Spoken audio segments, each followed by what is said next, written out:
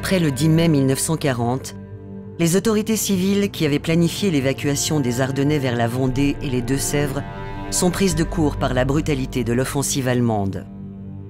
Après les Hollandais et les Belges, les Ardennais sont les premiers des 8 millions de Français qui prendront les chemins de l'exode.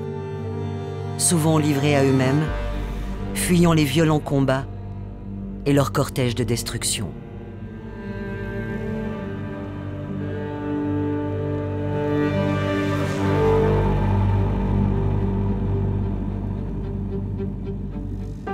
Voici quelques-uns de leurs témoignages, associés aux images des millions d'anonymes qui furent leurs compagnons.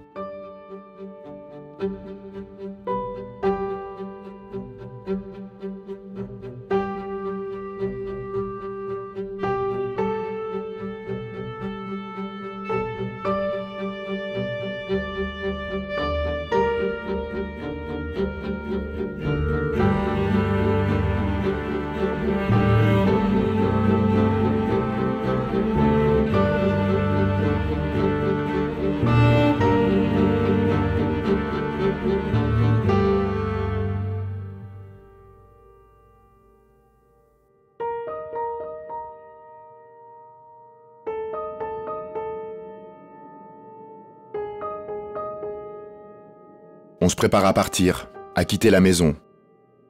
Préparer un baluchon, prendre quoi? Des chaussures? Des vêtements? Lesquels?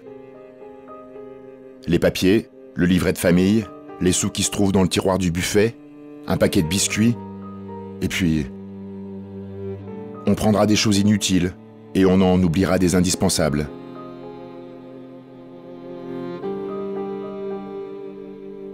Valises, sacs, musettes sont remplies au maximum.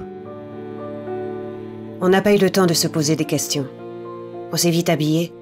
J'ai préparé mon bébé, mis 2 oreillers dans le landau, 2 bonnets sur la tête de l'enfant. Mes parents avaient du mal à s'apprêter car ils étaient âgés. C'était la panique. Maman m'appelle. Ma chérie, choisis quelques jouets. On essaiera de les caser dans la voiture. Moi, ce n'est pas quelques jouets que je veux, mais tous mes jouets. C'est le drame, les grosses larmes, la colère due à l'incompréhension.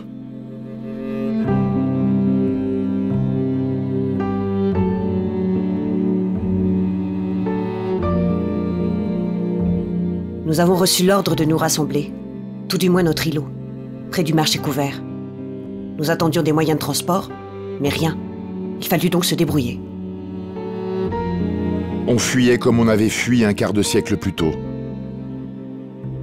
On fuyait parce que, désespérément, on redoutait de connaître les années de misère, d'humiliation et de terreur qu'avaient connues, entre 1914 et 1918, ceux qui n'avaient pu fuir et ceux qui étaient remontés.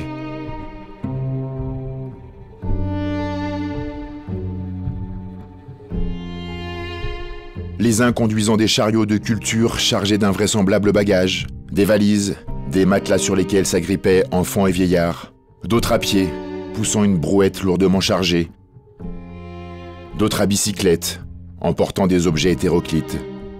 C'était un cortège incessant de toute une population, partant vers l'exil dans un silence chargé d'angoisse.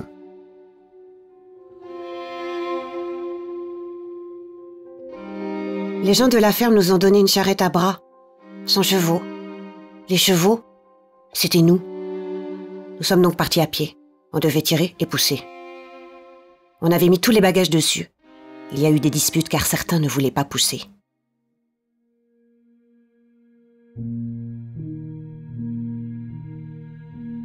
À Dizy, plus de train. Je demandais à un employé pour prendre une voiture d'enfant. Je n'eus que l'embarras du choix. Il y avait de tout. Des vélos, des poussettes, des brouettes. Tout ce que les gens avaient abandonné pour prendre le train. J'ai choisi un landau avec de bonnes roues. On arriva enfin en gare de Mourmelon, dans les premiers jours de juin, où effectivement le chef de gare, qui était resté en poste, nous annonça qu'un wagon à bestiaux allait repartir et qu'il s'agissait vraisemblablement du dernier départ de train avant la fermeture de la gare. Il fallait en saisir la chance.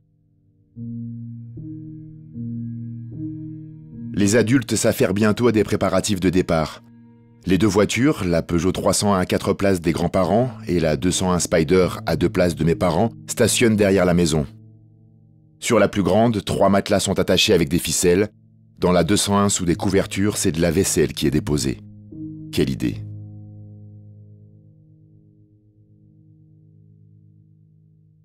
Nous mangions ce que nous pouvions trouver dans les maisons abandonnées et couchions dans des granges ou des hangars.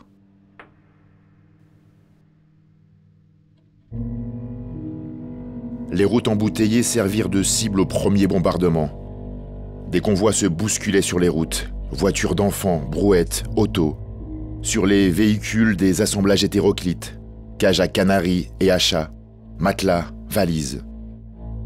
Là-dessus, les avions allemands attirés par ces suites mouvantes mitraillaient en rase-motte. À pied, me voici avec ma mère et ma petite sœur, mêlés à la cohorte disparate des réfugiés belges et ardennais. Nous blottissons de temps à autre dans les fossés pour nous protéger des mitraillages ou pour laisser passer les unités montant en Belgique. Le jour, on se cache dans les bois. La nuit venue, on marche vers le sud-ouest. Le carrefour de Mazagran est atteint, et lorsque nous traversons les camps militaires de Suippes et de Mourmelon, nous savons que nous avons quitté nos Ardennes.